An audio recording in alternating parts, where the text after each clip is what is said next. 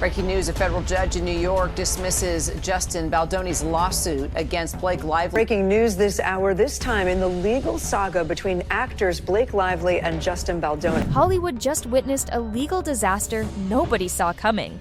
One moment, Justin Baldoni was demanding $400 million from Blake Lively, and the next, a federal judge completely destroyed his case. Not partially dismissed, not delayed, not weakened, completely wiped out. But what's really shocking is the legal trick Blake's team allegedly used behind the scenes that may have made Justin lose before the case even truly began. And now, people are asking one brutal question. Did Justin Baldoni just destroy his own Hollywood career forever? This entire situation has turned into one of the most explosive celebrity legal battles Hollywood has seen in years. And now the story has taken a massive turn. A federal judge in New York officially dismissed Justin Baldoni's gigantic $400 million lawsuit against Blake Lively, Ryan Reynolds, publicist Leslie Sloan, and even the New York Times. And according to legal experts, the ruling was absolutely devastating. Because the judge didn't just reject a few arguments, he basically said even if Justin's claims were true, he still doesn't have a valid defamation case. That is brutal. How this all started. The legal war began after Blake Lively accused Justin Baldoni of workplace harassment connected to the film It Ends With Us. Things escalated fast. Justin responded aggressively with a massive countersuit worth $400 million, claiming Blake and her team intentionally destroyed his reputation through false allegations and media manipulation. It immediately became headline news. Fans split into camps online. Social media exploded. TikTok detectives analyzed every interview clip. And suddenly, what started as a workplace dispute became full-scale Hollywood warfare. But behind the scenes, Blake's legal team may have already set the trap. The legal move that changed everything. Here's the part most people completely missed. Before the New York Times published its huge article about Blake's allegations, Blake had already reportedly filed an official complaint with California's Civil Rights Department. That detail changed everything. Because under U.S. law, statements made in official legal proceedings are often protected by something called litigation privilege, which basically means people are legally protected when making claims connected to official complaints or court-related proceedings. So when the New York Times reported on Blake's allegations, they weren't simply repeating celebrity gossip. They were covering an official legal filing. That created a massive legal shield around Blake's statements. And according to the judge, that protection mattered enormously. The judge's decision was absolutely brutal.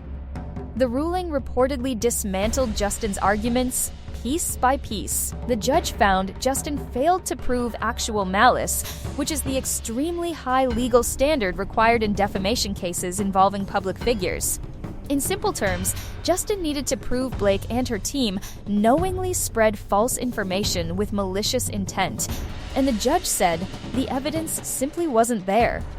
That means even if Justin believed the allegations damaged him, the court still didn't see enough proof that Blake intentionally lied.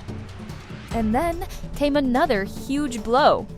The judge also ruled that the New York Times was protected under what's known as fair report privilege. This protects journalists reporting on official legal proceedings, meaning the newspaper had strong legal protection for covering Blake's complaint. That was catastrophic for Justin's case, because once those protections applied, his entire lawsuit started collapsing. The key witness, who allegedly backfired. Then, things got even worse.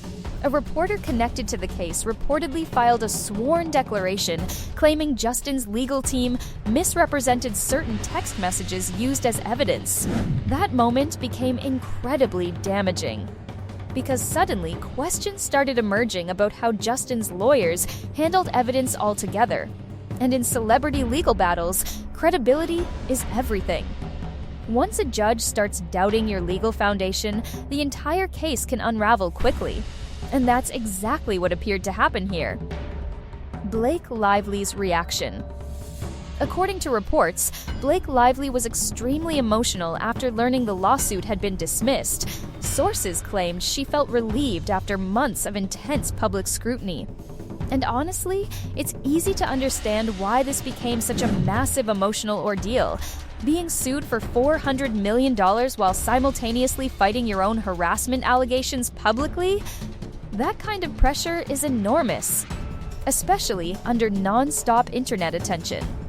For months, Blake's name dominated headlines, social media debates, reaction videos, and gossip channels.